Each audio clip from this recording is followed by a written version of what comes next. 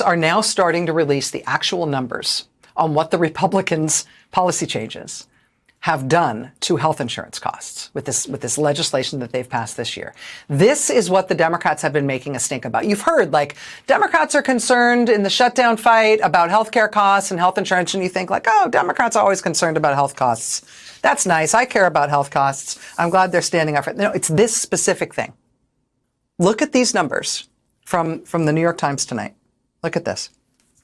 This is for the tens of millions of Americans who get their health insurance through the online marketplaces. Look.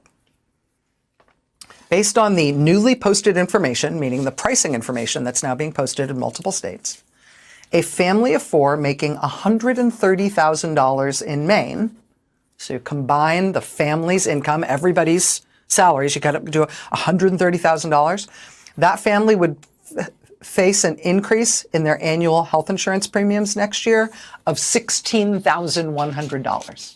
That's how much their health insurance premiums would go up.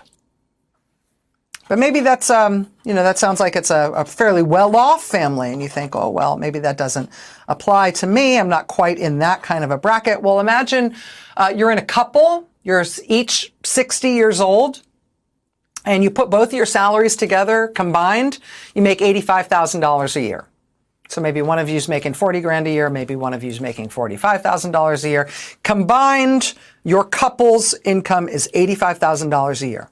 In Maryland, your insurance premium is going to go up by $13,700. In Minnesota, your insurance is going to go up by $15,500. In Nevada, it's going to go up by $18,100. In Kentucky, the increase for you guys as a couple will be that you are expected to pay an additional $23,700 per year.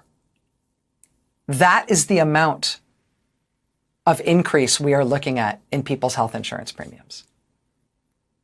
Can your family afford just randomly an additional charge of $24,000 for exactly what you're getting right now, for $24,000 less than that? I mean, these are insane numbers. But this is what Republicans, in their policy changes on healthcare, what they have done to health insurance costs. And this specifically is what Democrats have been screaming bloody murder about. This is what Democrats have been drawing the line about in this shutdown, telling Republicans that this is the thing they need to fix. Think they're going to fix it? Think they will? President Trump doesn't appear real focused on it.